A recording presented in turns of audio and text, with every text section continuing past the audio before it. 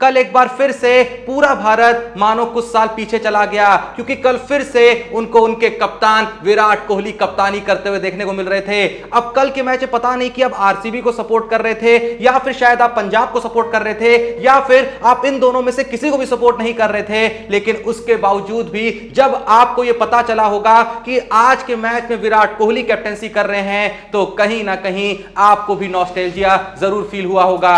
आज भी विराट कोहली को कैप्टेंसी करते हुए देखना लोग कितना मिस कर रहे हैं, इस बात का अंदाजा सिर्फ इस बात से लगाया जा सकता था कि जैसे ही कल के मैच में टॉस होता है और टॉस के लिए पंजाब की तरफ से सैम करन और आरसीबी की तरफ से जैसे विराट कोहली आते हैं तो जहां मैच हो रहा था मोहाली में, पर उसके बावजूद भी पूरा मोहाली कोहली कोहली चिल्ला रहा होता है या फिर कैप्टन कैप्टन चिल्ला रहा होता है। और पता है आज भी क्यों लोग विराट कोहली को एक कैप्टन के रूप में देखना मिस करते हैं, क्योंकि इसके पीछे एक बहुत ही सिंपल सा रीजन है कि विराट कोहली ने बाय चॉइस कैप्टेंसी नहीं छोड़ी थी, उनको कैप्टेंसी से हटाया गया था।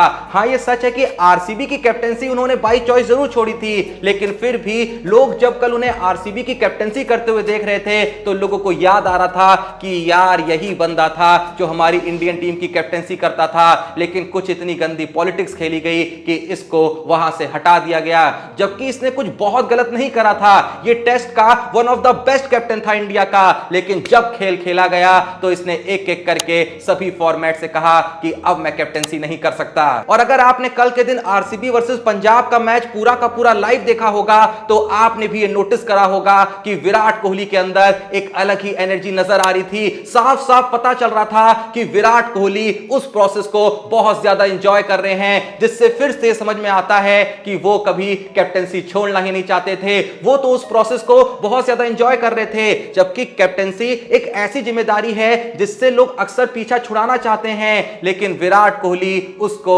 एंजॉय करते थे। इसका सबूत हमें कल भी मिला था और इसका सबूत हमें इंडियन टीम में भी मिलता था। वो हमेशा से चाहते थे कि जब वो असल में क्रिकेट को अलविदा कहें तभी वो कैप्टेंसी को भी अलविदा कहें, लेकिन जैसा मैंने कहा कि कुछ इतना घटिया खेल खेला गया कि विराट कोहली को वो पद छोड़ना पड़ा। अब जैसा कि आप जानते ही होंगे कि कल के दिन विराट कोहली ने 59 रन की एक शानदार पारी भी खेली, जिससे फिर से उन्होंने ये मैसेज दिया कि विराट कोहली उन कैप्टन्स में से थे जो कैप्टेंसी के चक्कर में अपनी बैटिंग को इंपैक्ट होने नहीं देते थे। अगर आप विराट कोहली का कैप्टेंसी वाला एरा उठा के भी देख लें तो आप नोटिस करेंगे कि कैप्टेंसी के एरा में उनकी बैटिंग में कोई भी अंतर नहीं आया। लोग कहते हैं कि 2019 के बाद से विराट कोहली थोड़ा सा आउट ऑफ फॉर्म हो गए थे, लेकिन असल में अगर आप 2019 से लेके 2023 तक नजर डालेंगे तो आप ये गौर करेंगे कि असल जो डाउनफॉल विराट कोहली की बैटिंग में आया था वो जब उनको कैप्टेंसी से हटाया गया था ना, उसके बाद आया था। वरना साल 2019 को उठा के देखें, साल 2020 को उठा के देखें, कोई आपको खासा अंतर देखने को नहीं मिलेगा,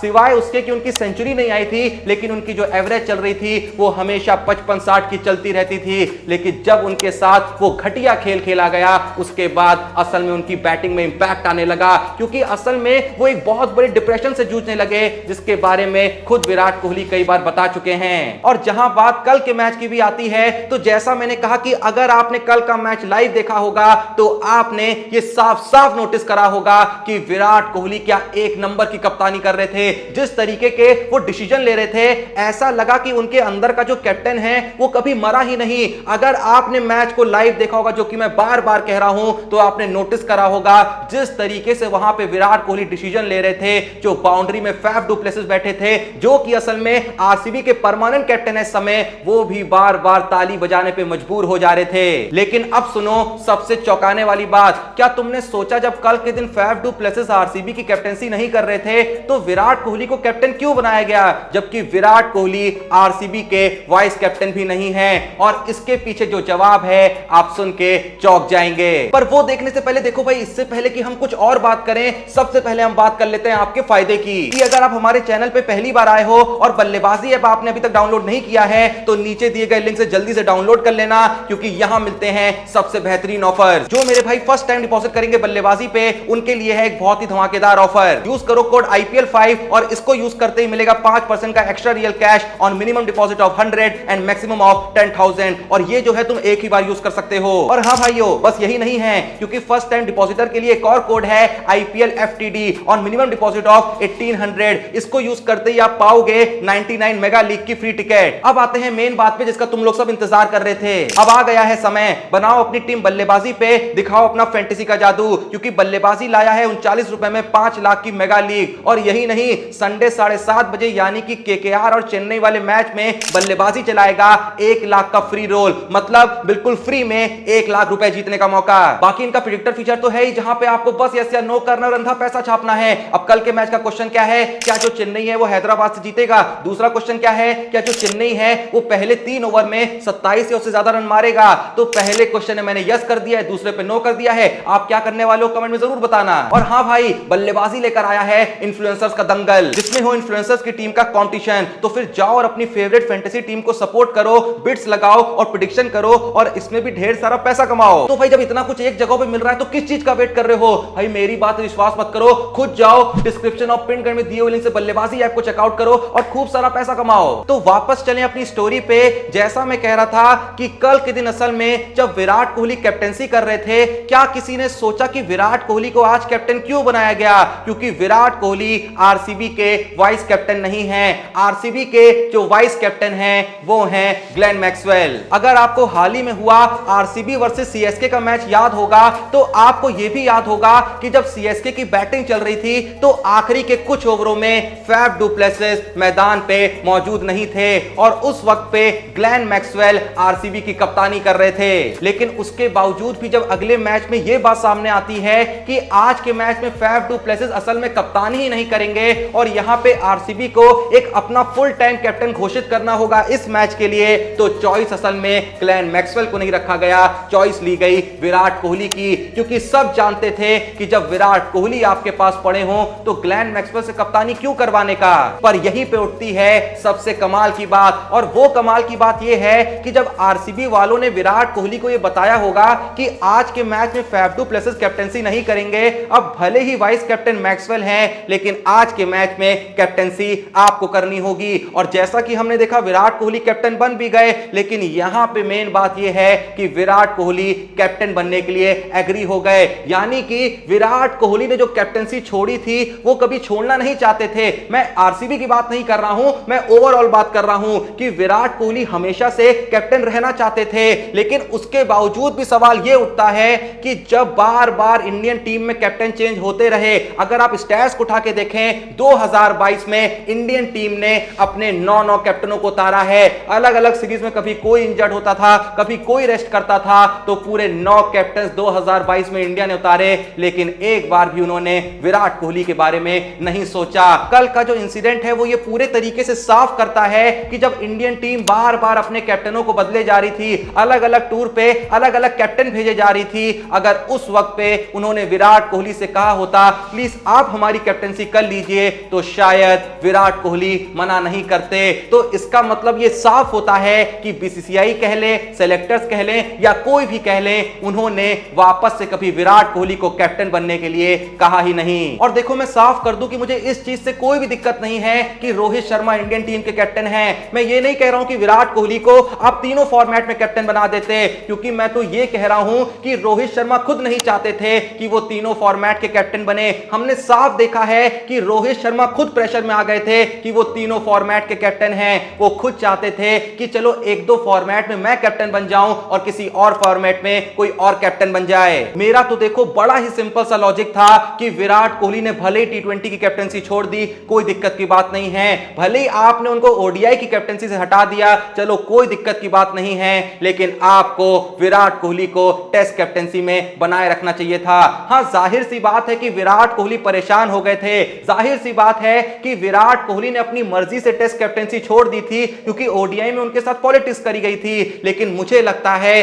कि अगर बीसीसीआई ने कह लें या फिर इंडियन सेलेक्टर्स ने कह लें, अगर विराट कोहली के सामने हाथ जोड़ के एक बार भी ये बोल दिया होता कि हमसे गलती हो गई, आप प्लीज टेस्ट की कैप्टनसी कंटिन्यू कर लें, तो विराट कोहली मना करते ही नहीं। और हमने खुद कई बार देखा है कि पिछले साल इंडियन टीम में जो ये कैप्टनसी का खेल खेला गया, जो बार बार कैप्टन बदले गए, कि बार बार ये समझ ही नहीं आ रहा था कि यहां किसको कैप्टन बनाए, वहां किसको कैप्टन बनाए। अगर ये सारी ही चीजें आपको दूर करनी थी, बस एक काम करना था, विराट कोहली को टेस्ट का कैप्टन बना देना था। अगर विराट कोहली टेस्ट के कैप्टन बने रहते तो सब कुछ स्मूथ चलता, कोई भी दिक्कत आती ही नहीं, क्योंकि हमने ये भी नोटिस करा कि रोहित शर्मा के ऊपर जो ये जरूरत से ज्यादा कैप्टेंसी का प्रेशर आ गया था, उसने खुद रोहित शर्मा की बैटिंग को भी अफेक्ट कर दिया था। रोहित शर्मा आज के टाइम पे वैसे बैट्समैन रहे ही नहीं जैसे कि वो धोनी की कैप्टेंसी में होते थे या फिर विराट कोहली की कैप्टेंसी में होते थे। और इसके पीछे रोहित शर्मा की भी गलती नहीं है, क्योंकि चेतन शर्मा के स्टिंग ऑपरेशन में यह क्लियर हो गया था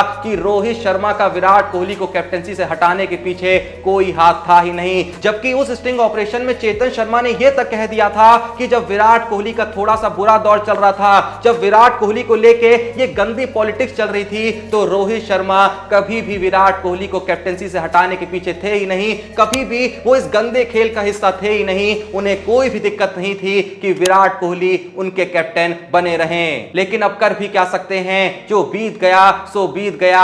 फिलहाल के लिए हम बस ये मान सकते हैं, इस कड़वी सच्चाई को बस एक्सेप्ट कर सकते हैं कि विराट कोहली आपको कभी भी इंडियन कैप्टन के रूप में नहीं दिखेंगे। लेकिन मैं यहां पे आपको लिख के दे सकता हूं कि जो इतिहास है वो हमेशा इस काले दिन को याद रखेगा। वो याद रखेगा कि आपने विराट कोहली के साथ क्या किया था। वो याद रखेगा कि अगर विराट कोहली को उस दिन कैप्टेंसी से हटाया नहीं गया होता तो शायद बहुत चीजें जो गड़बड़ा गई वो गड़बड़ाती ही नहीं। वो याद रखेगा कि विराट कोहली जैसा captain once in a life time आता है। खासकर जब बात आती है टेस्ट क्रिकेट की, तो विराट कोहली जैसा कैप्टन इंडियन टीम को टेस्ट के अंदर ना कभी मिला था, ना कभी मिला है और ना ही कभी मिलेगा। अब जो भी ये वीडियो देख रहे हैं, आप लोग का इस पूरे ही प्रकांड के बारे में क्या सोचना है, क्या कहना है, कमेंट में जरूर बताइएगा। क्या अब भी कुछ ऐसा हो सकता है कि विराट कोहली को वापस से इंडियन टीम की कैप्टेंसी दी जा सके, वापस से किसी एक फॉर्मेट में विराट कोहली की कैप्टेंसी को रिवाइव करा जा सके? जो भी आपका सोचना है, जो भी आपका मानना है, एक बार कमेंट में राय जरूर दीजिएगा। डिस्क्रिप्शन और पिन कमेंट में दिए हुए लिंक से बल्लेबाजी ऐप को डाउनलोड करना बिल्कुल ही मत भूलिएगा, क्योंकि इतने सारे फीचर आपको एक जगह मिल रहे हैं। कंपटीशन सबसे कम है, कमीशन सबसे लो है, मतलब कि ऐसा आपको प्लेटफॉर्म और कहीं भी नहीं मिलने वाला है। तो बिना सोचे अभी जाके बल्लेबाजी ऐप को डाउनलोड करें। डिस्क्रिप्शन में दिए हुए लिंक से टेलीग्राम चैनल को ज्वाइन करें, जहां पे सब टीम वगैरह आ जाती है मैच शुरू होने से पहले। बाकी चैनल को सब्सक्राइब नहीं करा है तो प्लीज जो भी ये वीडियो देख रहा है, थोड़ा सपोर्ट करने के लिए अभी के अभी चैनल को सब्सक्राइब करें। बाकी मिलते हैं नेक्स्ट वीडियो में, तब तक के लिए जय हिंद, धन्यवाद।